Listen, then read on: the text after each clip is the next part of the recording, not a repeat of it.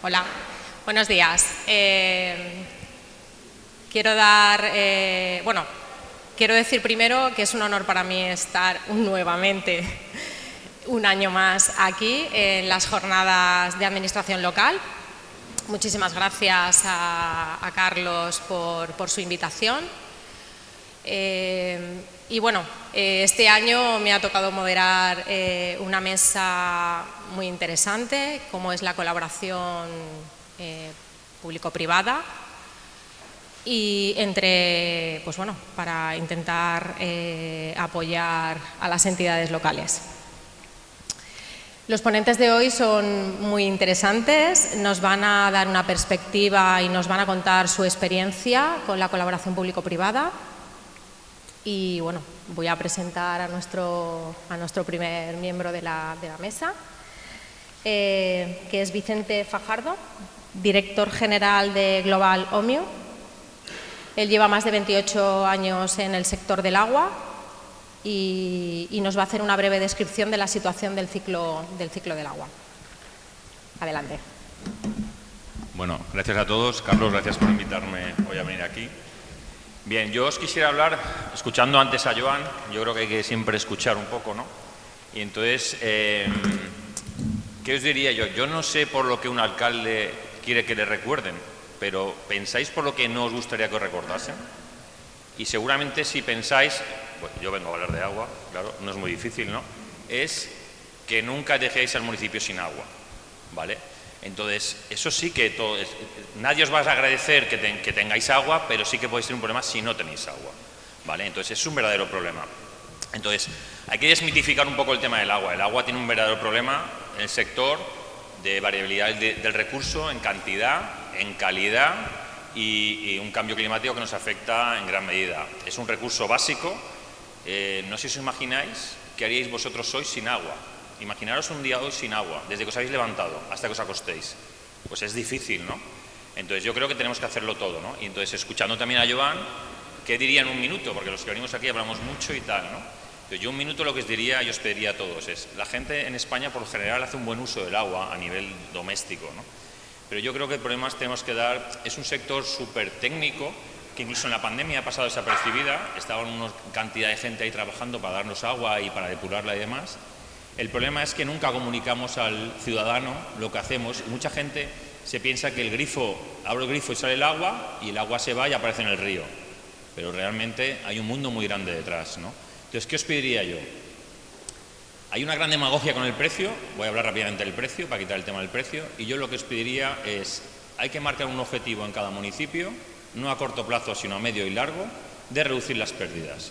Si un ayuntamiento, su alcalde, no tiene claro a dónde tengo que llegar, puede tener un problema. ¿Por qué? Porque esto es a muy largo plazo y no puede ser. El objetivo es tener unas pérdidas del 10%. Ahora veréis las pérdidas que hay. Entonces, ¿sabéis cada ayuntamiento cuántas pérdidas tenéis? ¿Lo tenéis fijado como un objetivo a corto y medio plazo? Eso sería mi mensaje en un minuto. Y serían vuestros deberes, ¿vale? Porque yo venir a hablar, puedo hablar de muchas cosas. Da igual la gestión que sea pública, da igual que sea privada, da lo mismo. El agua necesita a todos y hace falta que marquemos un objetivo, ¿no? Porque ahora veréis en qué situación nos encontramos, ¿no? Entonces, bueno, os explico rápidamente una visión rápida a nivel nacional, ¿vale?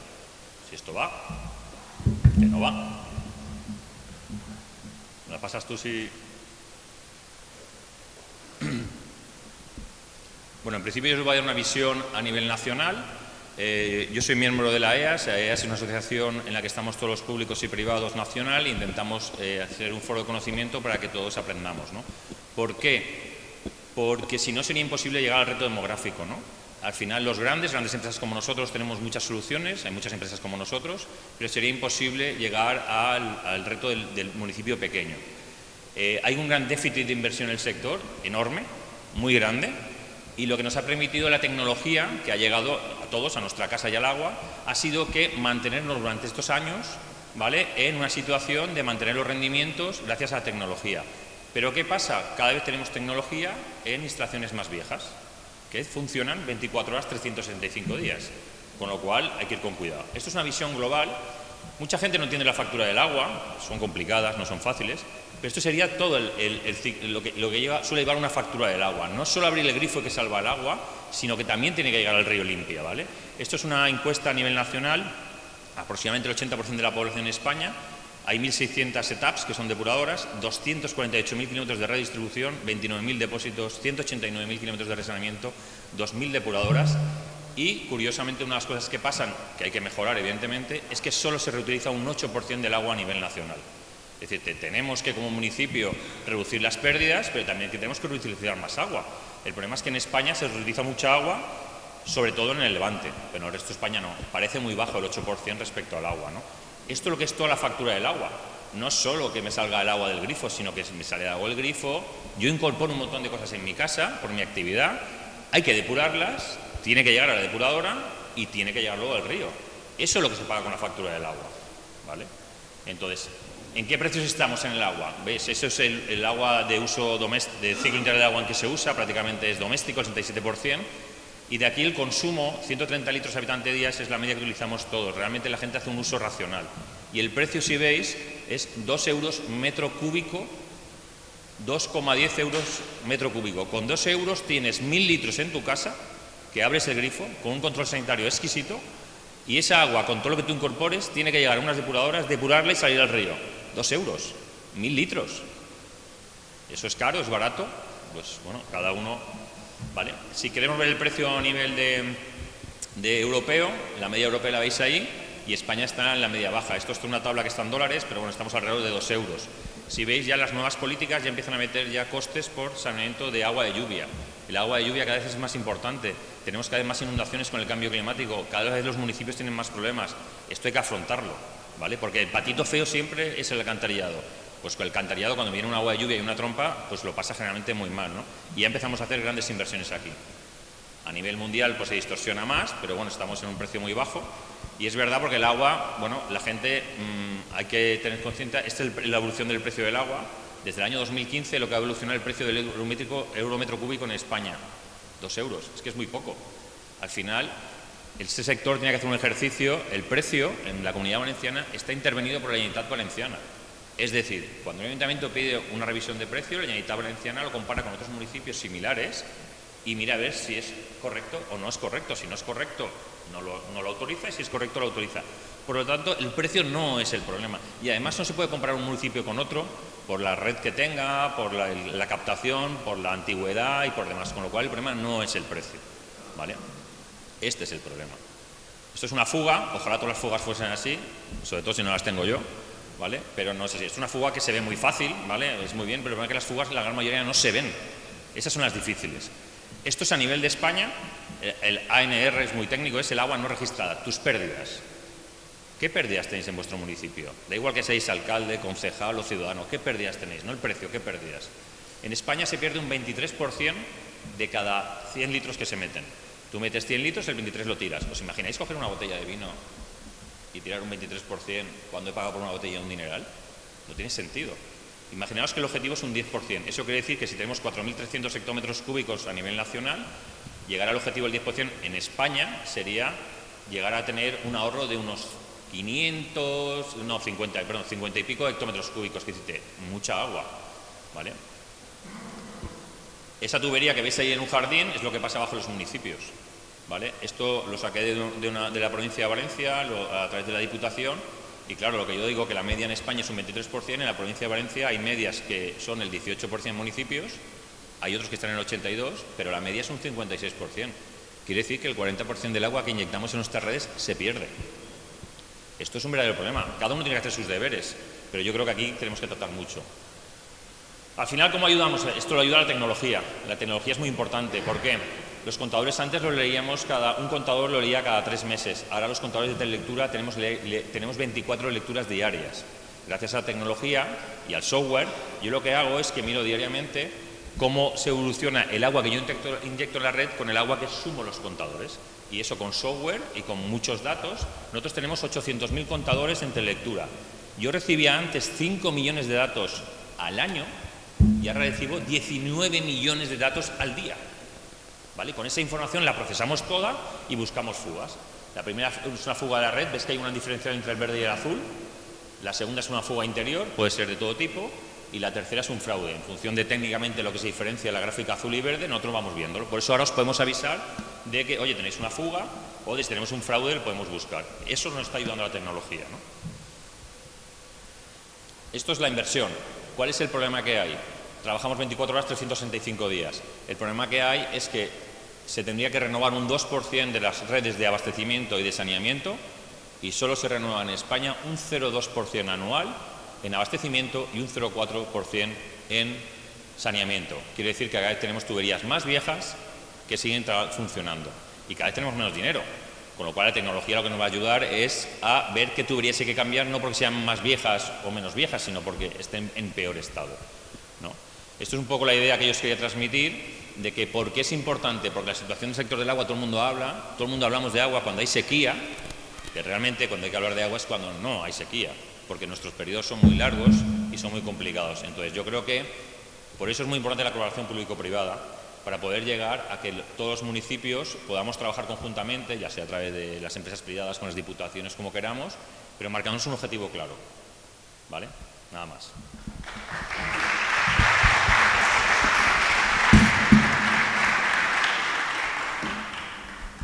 Muchas gracias, Vicente.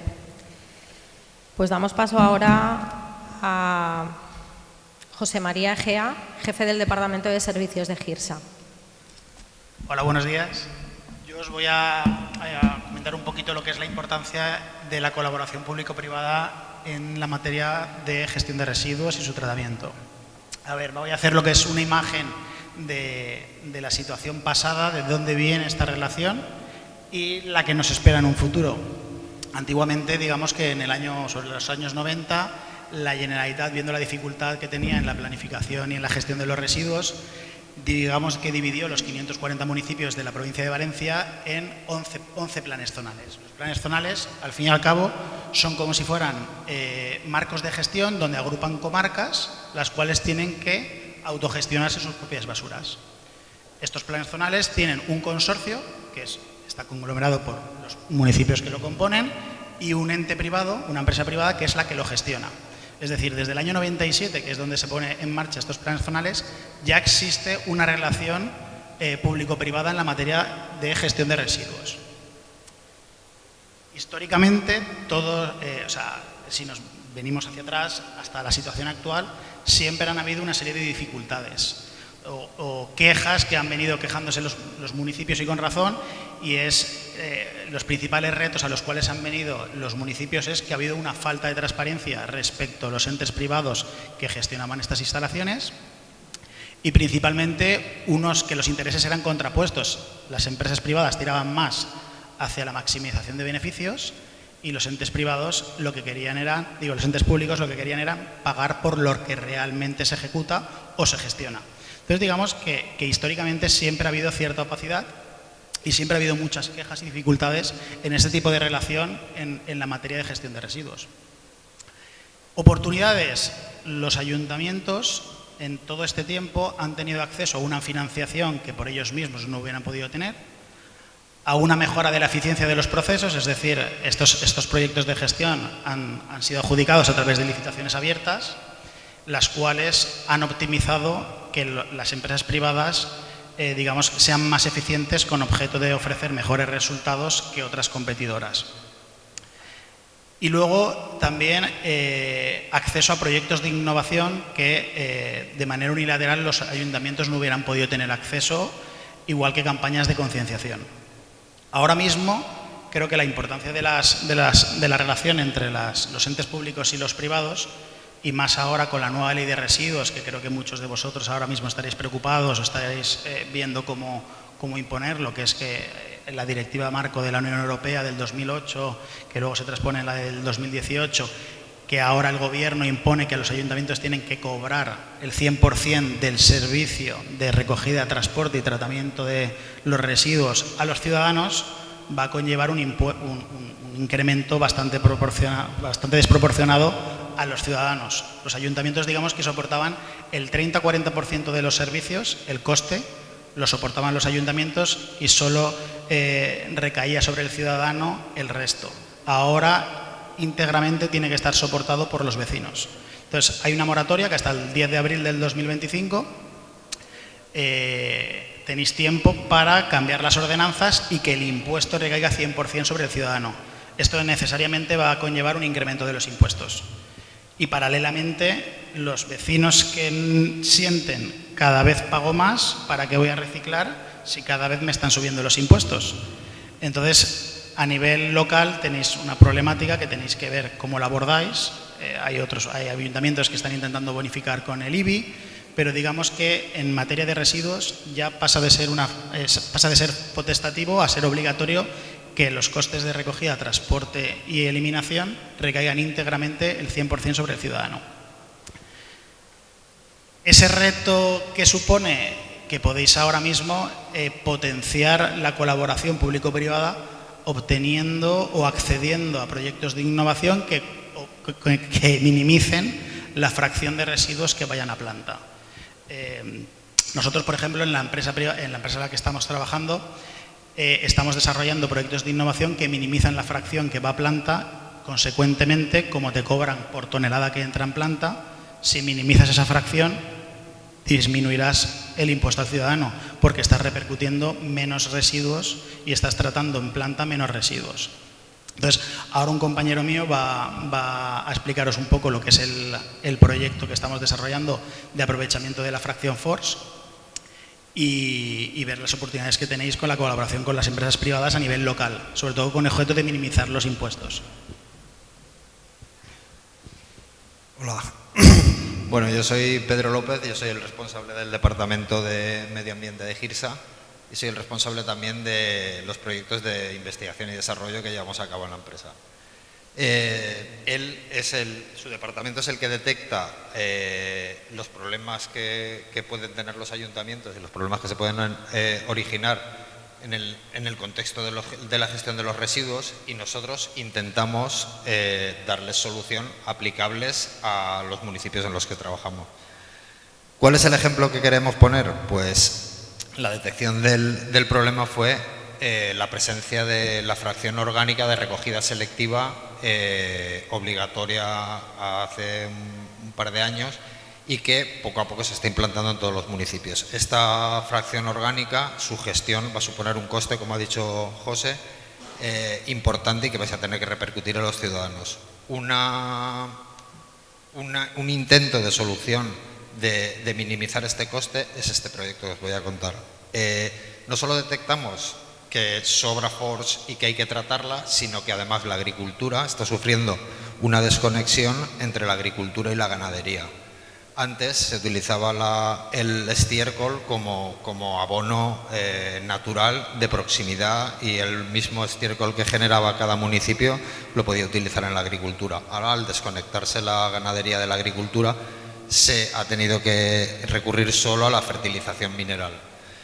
Fertilización mineral mucho más rápida, mucho más eficiente, mucho más mecanizada y que es muy difícil de sustituir en la actualidad. ¿Qué hemos intentado hacer? Pues conseguir que la FORS sea tratada de una forma que se pueda aplicar como fertilizante en los mismos municipios donde sea creada. ¿Cómo? Pues solucionando los problemas que supone la aplicación de este tipo de fertilizantes. Son fertilizantes de mucho volumen, que cuesta mucho manejarlos, que cuesta mucho transportarlos y que cuesta mucho aplicarlos, porque hay que hacerlos de una forma mecanizada. Entonces, la única solución es intentar hacer un compostaje de la fracción orgánica, intentar peletizarla, reducirle su volumen, hacerlo pastillitas y eso poderlo utilizar de forma mecanizada dentro de los municipios. Parece muy fácil, parece coger los restos vegetales del mismo municipio con los restos de la FORS, mezclarlos, compostarlos y hacerlos pastillitas, pero esto supone un reto tecnológico importante. Hay que saber en qué proporciones hay que hacerlo, hay que saber cuántos restos de poda hay que coger del municipio, hay que saber identificar los orígenes de cada uno tanto de la FORS como de los restos de poda, ver las proporciones necesarias para su tratamiento y ver las técnicas que se pueden utilizar para comprimirlo y producir los pellets de este tipo de fertilizante. A la vez, una vez has producido el pellet pequeño, lo que necesitas son organismos descomponedores que sean capaces de mineralizarlo para incorporarlo a la tierra y que las plantas lo puedan absorber.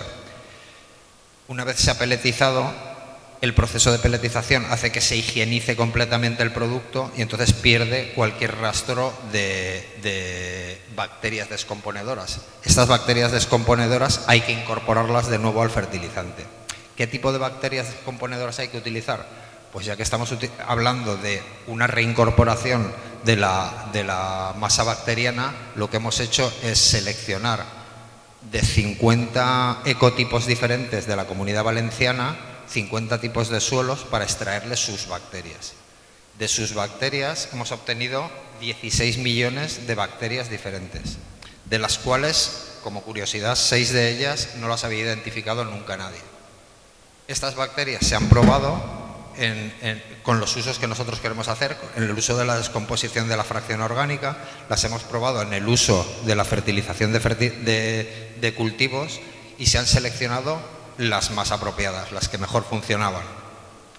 De todas esas bacterias nos hemos quedado con 5 consorcios de bacterias y una de ellas es capaz, si vosotros sois de municipios agrícolas, sabréis que aquí en Valencia tenemos un problema y es la fijación del hierro, que al tener terrenos básicos la planta no es capaz de absorber el hierro y hay que aportarlo todos los años.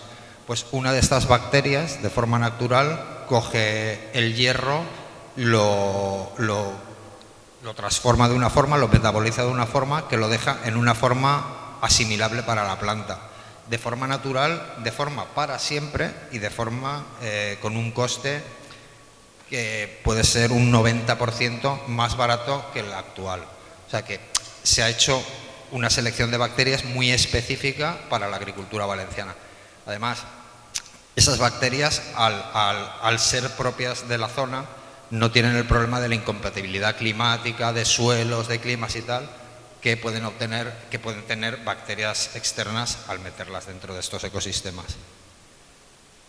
Resumiendo, hemos cogido la fracción orgánica, hemos cogido los restos de poda, hemos buscado la forma más adecuada de mezclarlos, hemos buscado el procedimiento más adecuado para compostarlo, los hemos peletizado, los hemos comprimido, los hemos metido bacterias no solo descomponedoras, sino bacterias promotoras del crecimiento vegetal, y tendremos un fertilizante de materia prima local, de aplicación local, con recursos locales y un proceso en el que ha participado la Universidad Politécnica de Valencia, la Universidad de Valencia, la Universidad de León, que son punteros en el tema de los microorganismos para la agricultura, y GIRSA en este caso como coordinador de todos los equipos de investigación. ¿De dónde surge este proyecto? De una identificación de los problemas que tienen los ayuntamientos y de una solución local a través de la tecnología. Simplemente eso. Muchas gracias.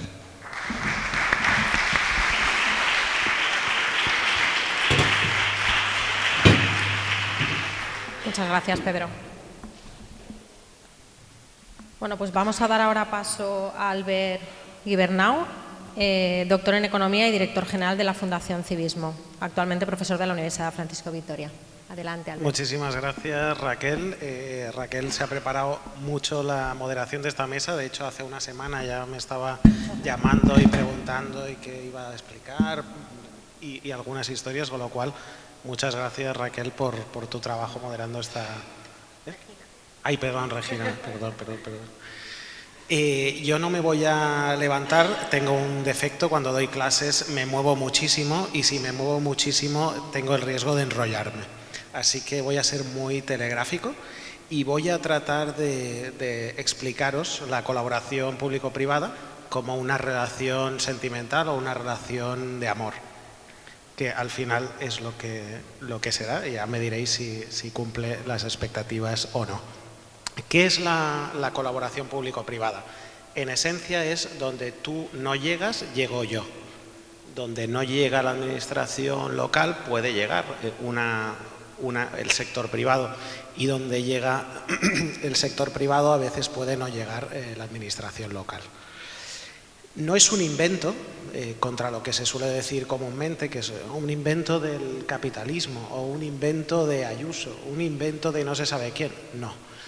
La colaboración público-privada aparece desde los tiempos del Imperio Romano. La construcción del Coliseo romano no fue una construcción pública, sino que fue una construcción de colaboración del sector público y el sector privado. La expedición de Cristóbal Colón en busca de una nueva ruta de comercio con las Indias fue colaboración público-privada, y el desarrollo de muchas ciudades se explica en parte por la colaboración público-privada. Hace un rato varias personas hablaban de Málaga como un referente de colaboración público-privada, y así es. Buena parte del desarrollo de la ciudad de Málaga es gracias a esa colaboración público-privada, ¿no? Os he dicho que es una relación de amor. Vamos a ver qué dice la Real Academia de la Lengua Española sobre el amor. Dice que es un sentimiento intenso del ser humano que, partiendo de su propia insuficiencia, necesita y busca el encuentro y unión con otro ser.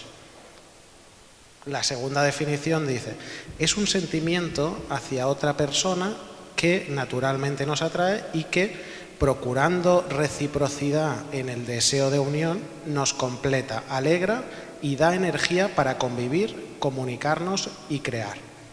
En cierta manera es una relación donde notamos que alguien nos falta. Y en el desarrollo de la política municipal muchas veces podemos notar que no podemos hacer todo lo que nos gustaría. Y muchas veces la respuesta a ese no poder hacer puede venir de la colaboración público-privada. Voy a explicar algunos apuntes antes de enumerar por qué es una relación de amor y por qué, como todas las relaciones, pueden ser tóxicas o pueden ser sanas. La primera es que las empresas tienen que ganar dinero, o sea, es una necesidad. No podemos entender el sector privado sin esa necesidad de ganar dinero para poder seguir trabajando, para poder dar empleo, etc. Quiero poneros un ejemplo. Inditex el año pasado tuvo un beneficio de 2.700 millones de euros y generó gran escándalo. ¿Cómo puede ser que Inditex gane tanto dinero, etcétera? Es una vergüenza. Pues bien, Inditex paga de forma directa 2.300 millones de euros de impuestos. ¿Y esto es mucho o es poco? Es concretamente el doble del presupuesto anual de la ciudad de Valencia, con lo cual es una cantidad muy notable. Y da trabajo a 50.000 personas. Y los impuestos que pagan estas 50.000 personas, derivados de su trabajo en Inditex, son alrededor de 6.000 millones de euros. Con lo cual, gracias al trabajo de una empresa, se están generando 8.000 millones de euros para el sector público. Con lo cual, cuidado con criminalizar a las empresas, ¿no? Quiero explicaros algunos rasgos de las relaciones tóxicas y después las iremos aplicando al caso de la colaboración público-privada. En una relación tóxica siempre falta apoyo y de alguna manera nos damos cuenta que nos falta el cariño de la otra persona. La colaboración público-privada no funcionará si no hay un apoyo mutuo, o sea, es decir, saber por parte del sector público que se puede contar con la empresa y saber por parte de la empresa que se puede contar con el sector público. A veces se tiende a tratar de hacer a lo que se conoce comúnmente como un sablazo a una empresa. Es decir, oye, tenemos las fiestas del pueblo, necesitamos no sé cuántos miles de euros para tener determinado elemento. Eso puede ser un hecho, pero hay que cuidar esa relación, ¿no? Una relación tóxica también tiene una comunicación tóxica, marcada por el sarcasmo, la crítica, etc. Y esto puede condicionar también la relación público-privada.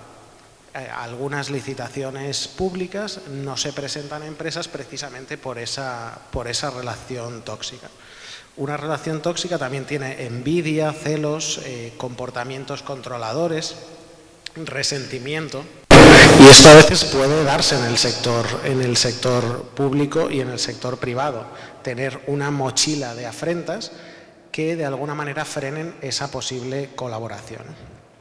También en las relaciones tóxicas hay falta de respeto, cierto estrés de una u otra parte, y para combatir esto hace falta ponerse un poco en la piel de los demás y entender qué mueve al sector público y qué mueve al sector privado.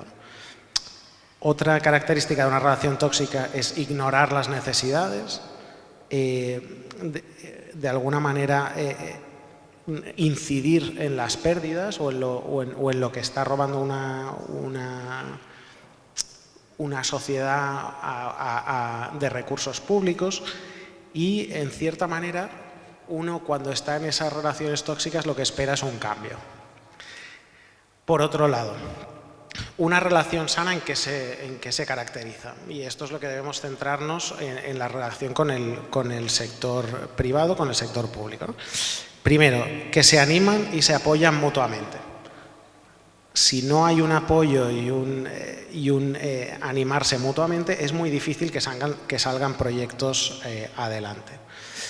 Se respeta la privacidad del otro. En la relación público-privado tenemos que respetar cómo funcionan las propias empresas, las dinámicas empresariales, y no tratar de meterse en la propia vida interna de las empresas, ¿no?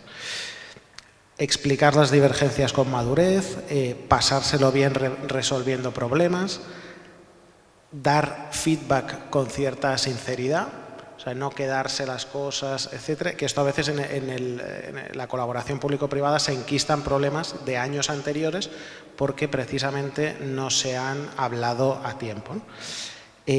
Admitir cuando uno se equivoca, tratar de resolver los conflictos y lo más importante, que es la voluntad de ambas partes de querer seguir estando juntos.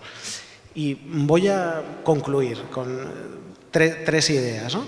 La primera, que las grandes ciudades que están avanzando en el mundo tienen un alto componente de colaboración público-privada. Hemos visto el caso de Málaga, pero también está el caso que me toca más de cerca de la celebración de los Juegos Olímpicos en Barcelona o la transformación que se vivió en Barcelona después de los Juegos Olímpicos. La colaboración público-privada fue muy notable como explicación de este éxito.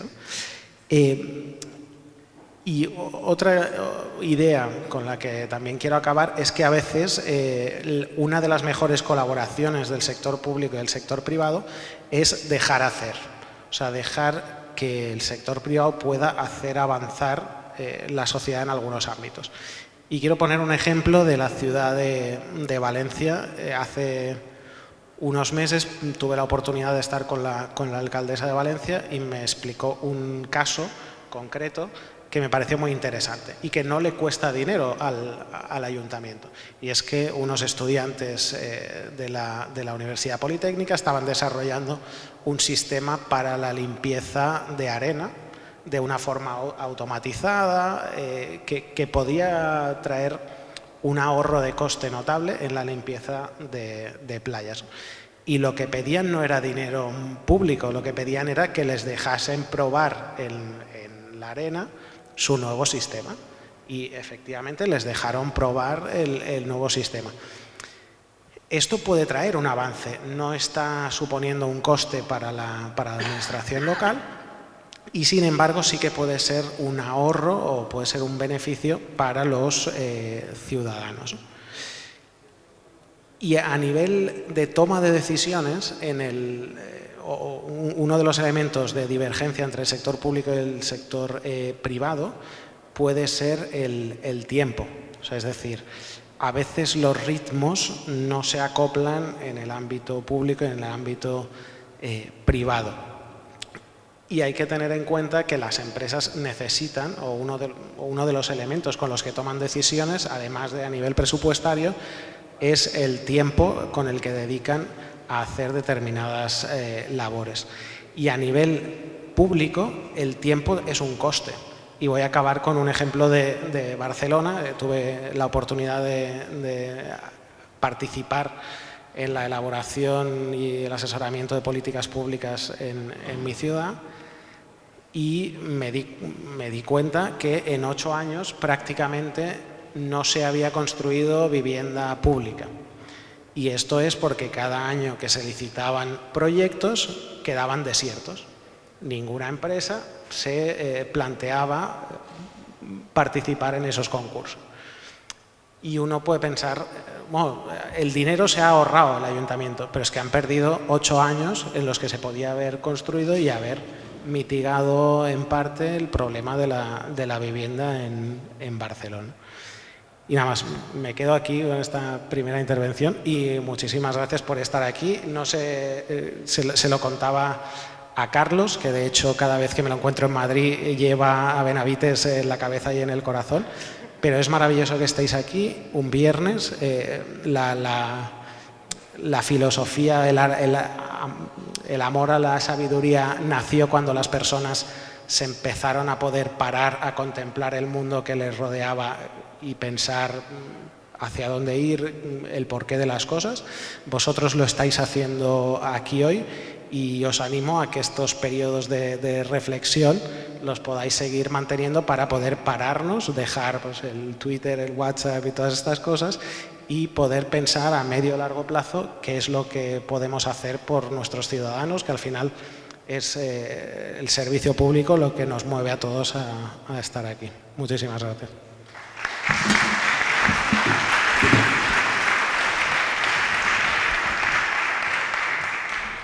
Muchas gracias, Albert.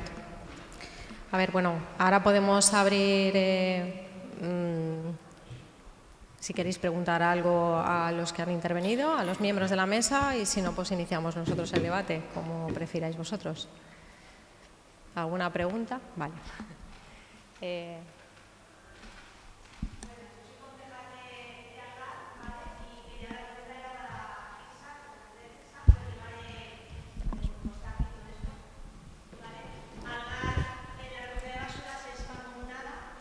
Entonces, con el tema de ahora de pagar los vecinos, yo como representante de mi ayuntamiento nos surge la pregunta de que vamos a promocionar que todos los vecinos reciclen y tal, pero los vecinos de Algar pueden estar reciclando a tope, pero como todos vamos al mismo contenedor global, ¿no?, de todos, se pesa la basura y como no es municipio a municipio, al final, creo yo, bueno, pues al final pagaremos los de Algar por lo que no reciclen los de Gilet o los de Albalar reciclarán mucho y P3 menos.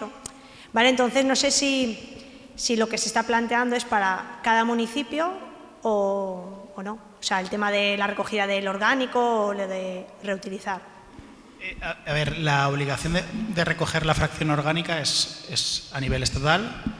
La Unión Europea marca unos porcentajes de recuperación en origen que sin la recogida de la fracción orgánica no se cumplirían. Los problemas que tú me comentas es, como muchas mancomunidades, hay una ley que ya desde el 2011 establece el principio de que quien contamina paga, es decir, Algar tiene que pagar lo que Algar contamine.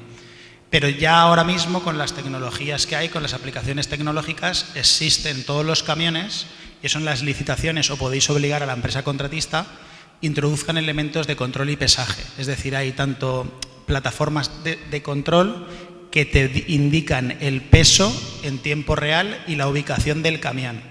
Nuestros camiones, por ejemplo, entran en un municipio, dan un botoncito, finalizan ese municipio, vuelven a dar al municipio y entonces tienes el pesaje de lo que ha generado por tipo de residuo ese municipio. Cuando vamos a planta, indicamos el porcentaje de la descarga total de cada uno de los municipios. Entonces la planta sabe exactamente lo que has generado tú cada día. Vale, gracias. Nada.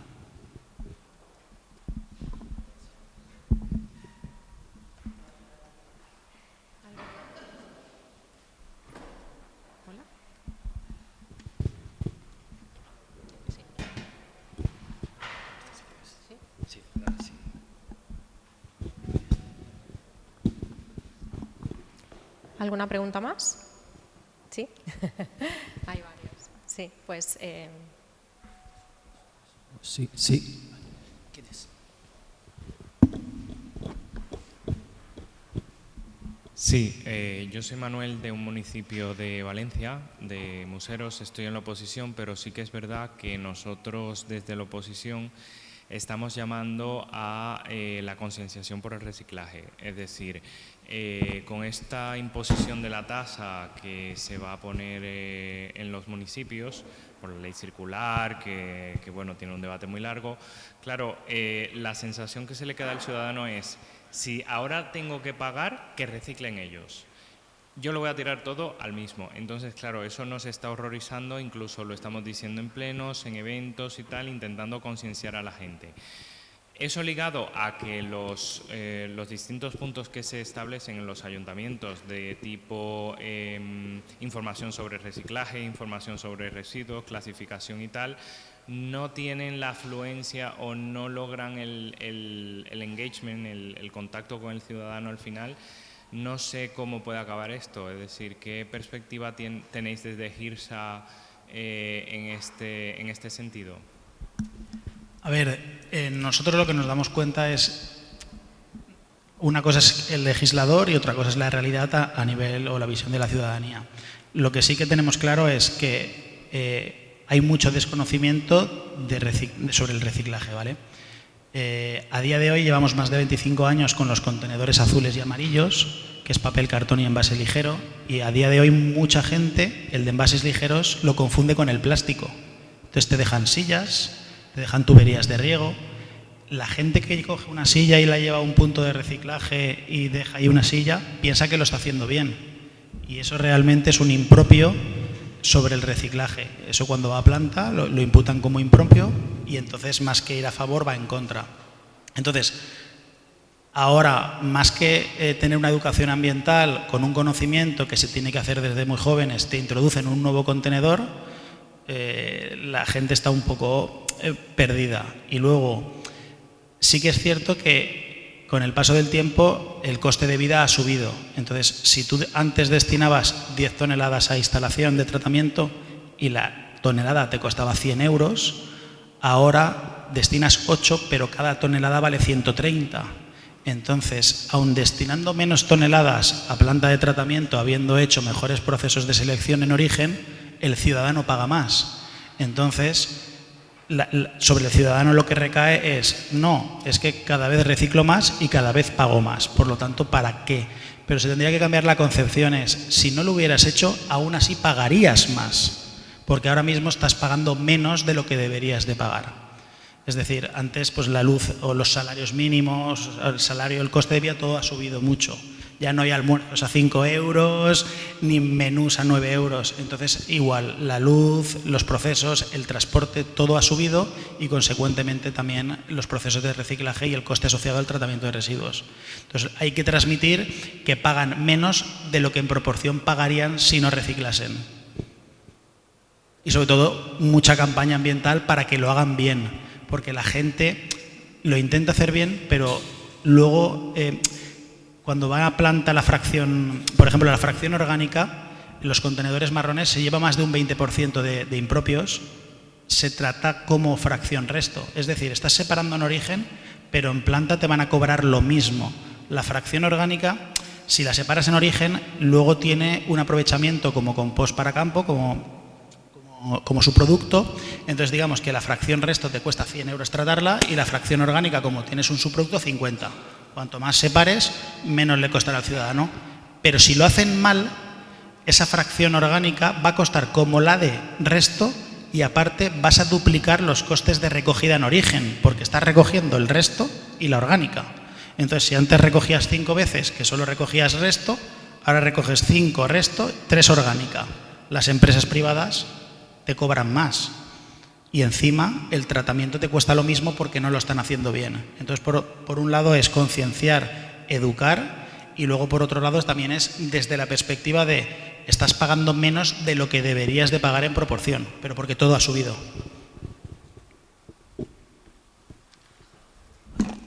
Gracias.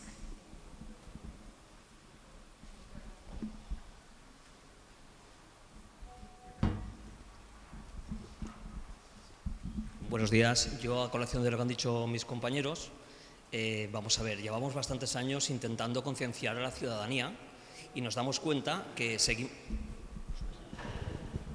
¿No suena? Vale, nos damos cuenta que seguimos casi prácticamente igual. Ahora, por ejemplo, nosotros pertenecemos a una mancomunidad y nosotros teníamos el contenedor de marrón, lo teníamos como resto.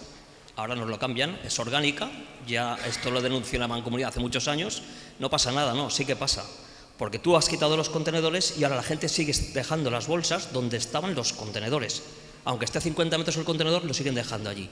Yo creo que en las escuelas lo que deberían de hacer es concienciar bastante más a las nuevas generaciones, porque ya los mayores, por mucho que les digamos, van a seguir haciendo lo mismo. Porque para lo que pago, como bien han dicho, para lo que pago lo sigo tirando. Después llega el camión, te carga el contenedor, por ejemplo, de plástico, ya han echado algo de restos y eso va otra vez a restos. Es decir, estamos reciclando lo que deberíamos de reciclar, no reciclando lo que deberíamos de reciclar. En mi opinión, creo que en las plantas debería de haber, o deberíamos de poner mecanismos para que esos restos que lleguen se reciclen también allí. Porque me consta que allí no se llegan a reciclar. Estamos a un 70% de lo que deberíamos de reciclar, estamos tan solo a un 30% de lo que nos pide la normativa europea. Entonces, en mi opinión, creo que se debería, en las plantas, aparte de lo que haga el ciudadano o intenta hacer el ciudadano, que esto llevará décadas para poder conseguirlo, deberíamos de tener más personal, más mecanismos para que se reciclase desde allí. Esa es mi opinión. Gracias. Muchas gracias.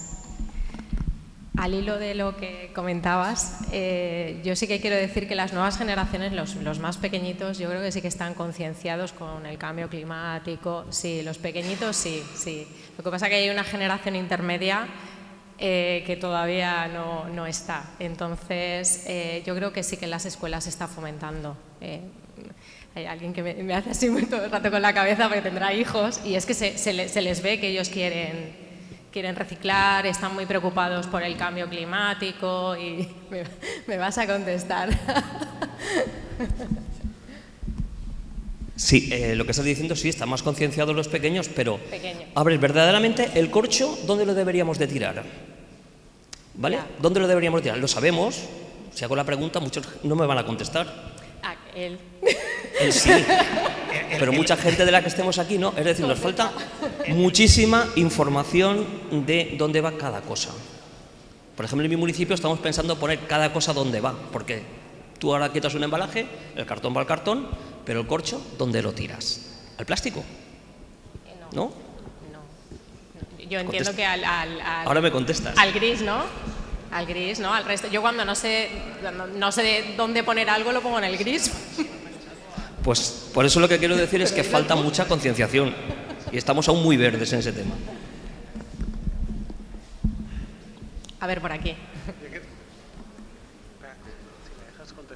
¿Tú quieres contestar? Sí. Aquí Alberta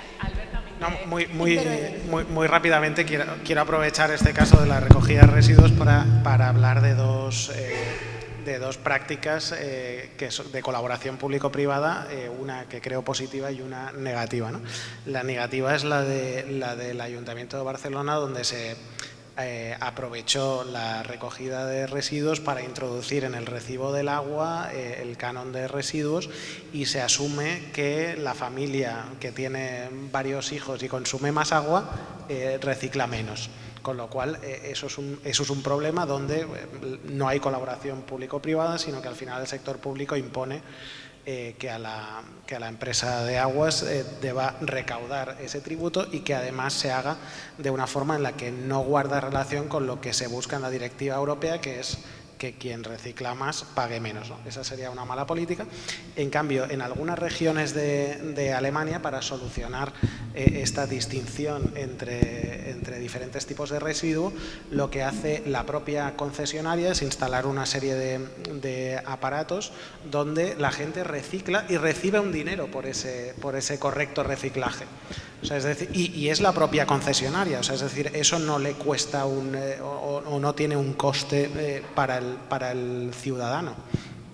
Es decir, es la propia concesionaria que dice me voy a ahorrar una serie de dinero si la gente recicla bien, voy a ya pagarle directamente a las personas que están reciclando bien por ese correcto reciclaje, ¿no? Con lo cual son dos enfoques de una colaboración público-privada, una que trae unas consecuencias negativas de una fuerte contestación social, porque ¿por qué las familias con más hijos o que gastan más agua por lo que sea se asume que reciclan menos, ¿no? Frente a una positiva que además yo creo que con la subida de precios que ha habido en este país en los últimos años, pues sería una medida más que aplaudida por muchísima gente. Bueno, Vicente. Al uso de lo que has dicho de las malas praxis, al final es súper curioso porque es verdad que hay veces que la basura se mete en el recibo del agua y encima la percepción es que lo que sube es el agua, porque no se entiende el recibo, ¿no? Y entonces de lo que es del agua no se habla muchas veces, ¿no? Entonces en un sector en el que, pues como veis, los costes no cambian mucho, pero somos electrointensivos porque necesitamos 1 kilovatio por cada metro cúbico, necesitamos mucha gente para trabajar y cada vez las cosas son más viejas, pues que al final el recorrido nuestro cada vez es más limitado, ¿no? Entonces yo creo que realmente, tanto en la parte de residuos como en la parte del agua, sí que se hace mucha concienciación a los pequeñitos, van a muchos colegios a ver depuradoras, ETAPS y demás, pero es verdad que yo creo que hace falta un gran... O sea, todo con dinero se arregla, pero quizá lo más fácil sea la comunicación, ¿no? Porque la comunicación, tanto el ciudadano tiene que saber, tanto el tema de los residuos, como el tema de la situación en la que se encuentra el agua y las necesidades de inversión que hay que hacer en todo. Porque el problema es que vendrá dinero de la Generalitat, vendrá dinero del Ministerio, pues ya veremos, de Europa ya veremos, pero seguramente al final los ciudadanos tienen que saber en qué situación se encuentra todo, para qué se dedica su dinero y a dónde tenemos que llevar. El problema es que, al menos en el sector del agua, somos muy ingenieros, nos hemos metido todos a trabajar, incluso en la pandemia nadie sabía que existíamos, ¿vale? Trabajamos, pero comunicamos muy poco y muy mal, ¿no? Como hacer una crítica para nosotros mismos también. Con lo cual yo creo que tenemos que comunicar mucho más. Los pequeños en los colegios, los intermedios en las redes es facilísimo, y yo creo que los más mayores, pues creo que lo tenemos más claro, ¿no? Pero yo creo que hay un claro fracaso en la comunicación a nivel conceptual. Y luego todo el mundo decimos somos resilientes, cambio climático, no sé qué, hasta que nos toca. Entonces, hay que ir con cuidado, porque aquí estamos hablando, por ejemplo, de reciclar, pero la gente no es consciente. En la Comunidad Valenciana, con el agua que depuramos, se generan 380.000 toneladas de fango anualmente, que hay que aplicar en algún sitio, pero nadie las quiere. Al final acabaremos cada uno con una bolsita en nuestra casa, o otras cosas peores. Entonces yo creo que hace falta una gran concienciación, aparte de simplificar procesos y todo lo que tenga que hacer. Dinero seguro que falta muchísimo en todo, pero yo creo que el gran fracaso es la comunicación, ¿no? Y sobre todo la generosidad entre los municipios, porque venimos a épocas muy complicadas en el que, por ejemplo, en el tema del agua vamos a tener que hacer cosas que hasta la fecha no hemos hecho, porque no tenemos ni cantidad de agua ni calidad de agua, ¿no? Con lo cual yo creo que, bueno, ojalá estos actos hagan para que la gente vaya llegando el mensaje de lo que nos enfrentamos ahora mismo, porque además vienen cambios legislativos súper potentes. En el agua, por ejemplo, vienen 3 cambios legislativos que casi siempre le tocan a la administración local, que es la que no tiene recursos, porque hay un problema de gobernanza, y entonces vienen imposiciones a nivel de alivios municipales muy importantes, a nivel de depuración, a nivel de agua, con lo cual vienen momentos difíciles, por lo cual es muy importante la comunicación. A ver, yo quería comentar 2 cosas. Efectivamente, la colaboración público-privada hace que los servicios sean óptimos, de otra manera sería imposible, pero creo que fallamos en la comunicación de que se entienda esa relación público-privada a nivel de usuario, a nivel de vecino y de vecina. A veces utilizamos lo que estaba diciendo la Fajardo, el recibo del agua para meter conceptos que nada tienen que ver, con lo cual el vecino, la vecina, el usuario no sabe lo que le cuesta cada cosa. Si tú no sabes lo que te cuesta una cosa, difícilmente podrás concienciarte de que lo tienes que hacer de otra manera para obtener otro resultado. Entonces yo creo que eso es un error que es básicamente de la administración, porque las empresas funcionan como funcionan y ya está.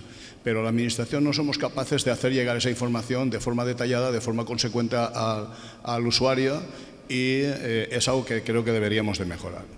Eso por un lado. Por otro lado, en cuanto al tema de los residuos, yo soy el presidente de la Mancomunidad de Municipios de la Vall de Baida y vamos a poner en breve, no sé, en breve será un mes, mes y medio, vamos a hacer una experiencia con un software que a partir de que tú le hagas una foto al producto que vas a reciclar, te dice cómo lo tienes que reciclar, en qué contenedor lo vas a poner, si tiene más de un elemento, te separa dónde va cada cosa y de alguna manera te ayuda a que tú sepas dónde tienes que ubicar cada cosa, ¿no?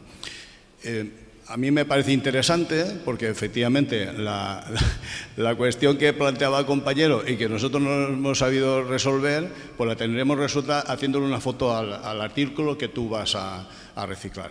Vaya al plástico, mal dicho plástico, porque el contenedor amarillo no es de plástico, es de los envases ligeros, pero bueno, de alguna manera te da una indicación, incluso unos códigos QR que tú puedes colocar en los contenedores y te orienta. Además va a generar un Big Data que tú puedes trabajar con él, ¿no? Y en fin, nosotros lo vamos a poner probablemente en funcionamiento a modo de muestreo, de proyecto, y si nos funciona bien, lo pondremos en marcha y nada, ya, según nos vaya, ya os lo contaré. Muchas gracias. Yo, si no hay más preguntas, ¿sí hay más preguntas? Sí, para el presidente de la Fundación Civismo era si considera que el plan Simplifica de Carlos Masón va a suponer un impulso a la relación público-privada y a la sinergia que hay entre ambos sectores, y luego si esta relación público-privada con unos buenos planes de compliance o cumplimiento normativo conforme exige el Código Penal para atenuar algunas responsabilidades empresariales, puede suponer una mayor transparencia del sector privado como superación de la barrera de falta de transparencia que pueda tener el sector público a la hora de contar con el sector privado. Sí, muchas gracias por la pregunta. O sea, yo creo que sin duda va a facilitar. El primer deber del gobernante en política económica es establecer un marco en el que se desarrolla la actividad económica, y de hecho por eso pues tantas empresas en 2017 acabaron viniendo a Valencia precisamente porque saltó por los aires el marco estable en el que se desarrolla la actividad económica en Cataluña, ¿no? Y por eso hubo fugas de 30.000 millones de euros de depósitos bancarios y una caída de empresas que a día de hoy aún dura, ¿no? Todo lo que sea simplificar la relación del sector público con el sector privado ayuda. ¿Por qué? Porque son dos lenguajes diferentes. O sea, al final el sector privado habla un lenguaje que es un lenguaje económico, donde las variables tiempo y eficiencia económica juegan un papel muy determinante. En cambio, en el ámbito del sector público, aunque debería, puede tener otros incentivos o otros intereses, y no es necesariamente malo, sino simplemente el sistema nos lleva a esas divergencias de lenguajes. Entonces, todo lo que sea buscar puntos de encuentro, y en el fondo la norma Simplifica lo que hace es traducir un poco el lenguaje del sector privado al sector público, y facilita la comunicación entre sector público y sector privado, ¿no? Y ahí tiene una gran ventaja, y es que te permite ser mucho más creativo, más imaginativo, pensar en grande, que no con el propio presupuesto municipal. O sea, es decir, el Ayuntamiento de Málaga, a la hora de pensar en la ciudad, no piensa en lo que va a hacer con su presupuesto municipal. Piensa lo que va a hacer con su presupuesto municipal, pero también con el presupuesto de esta empresa que va a aportar a la ciudad no sé qué, de esta otra que va a aportar no sé cuántos. O sea, es decir, que el efecto de la colaboración público-privada es multiplicador. O sea, no es un juego de suma cero, sino es un juego exponencial, porque además esas empresas generan actividad económica, generan etc. De hecho, en la Comunidad de Madrid o sea, yo vivo desde hace un año, año y medio.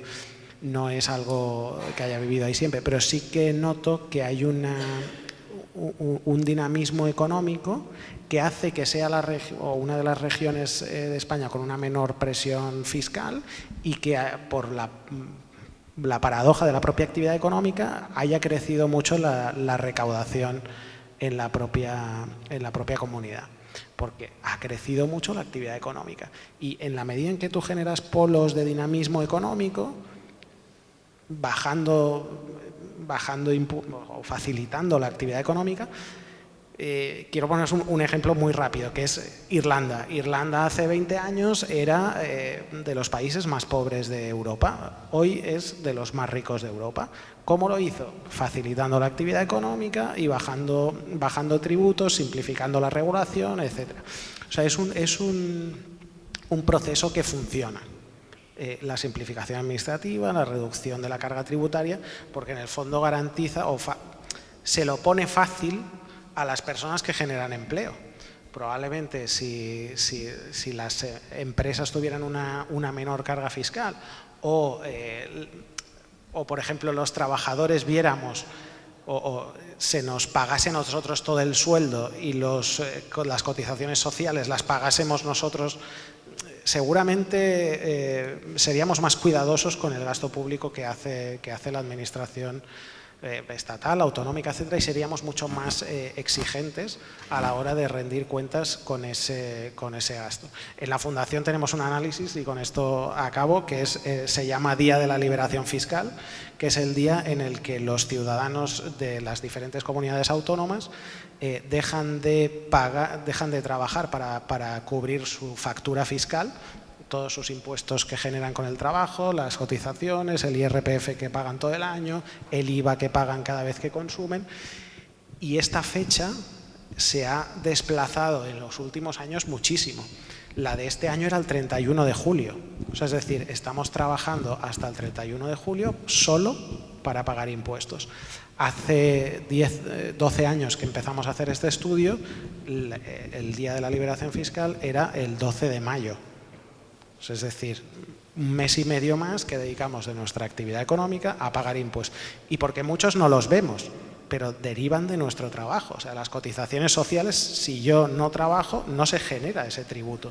Por lo tanto, lo estoy soportando yo con mi actividad profesional. Pero bueno. Gracias. ¿Sí? ¿Allí? Creo que va a ser ya la última, ¿eh? Bueno, la última o la penúltima, venga. Ah, sí.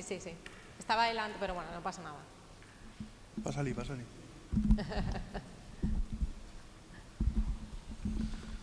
Bueno, yo como sufridor de los pagos de las basuras y del agua y esto, me llama muchísimo la atención que un incremento, estamos dispuestos a pagar por el reciclaje, y el precio del agua, que según los datos ha subido un 20% desde el año 2015, o sea, en 9 años, apenas eso será un 1 o 2% anual, no estemos dispuestos a pagar por tener agua, que siempre decimos que es un bien escaso, por lo menos el agua que tenemos en la tierra, porque en el mar es otra cosa.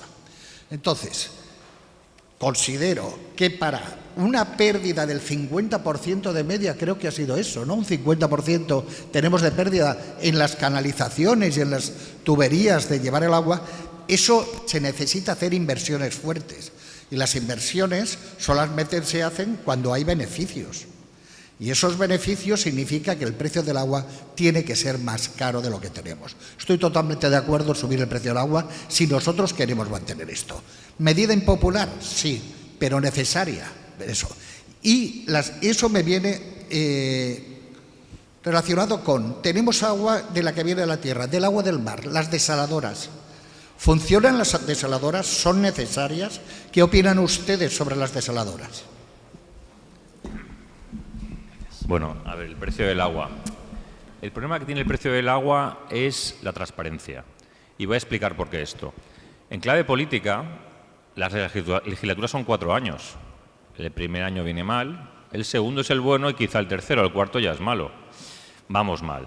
Lo siguiente es que es impopular. A mí mucha gente me llama y me dice, me están abriendo la zanja de mi calle. Y digo, afortunado eres. Dice, ¿por qué? Porque tendrás una tubería en buen estado. Digo, vas a pasarlo mal ahora, pero vas a tener una buena tubería. El problema es que nos hemos focalizado mucho históricamente en el tipo de gestión. La gestión puede ser público y privada y puede ser exactamente igual de buena. Hay públicas y privadas buenas y públicas y privadas malas.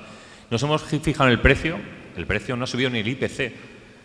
Imaginaros lo mal que lo hemos pasado todos los gestores del agua con una subida de la luz en la que hemos tenido que pagar el triple. Y somos electrointensivos. Nosotros en la compañía nos gastamos 26 millones de euros en energía eléctrica, por 2 o por 3. Y los ingresos no suben.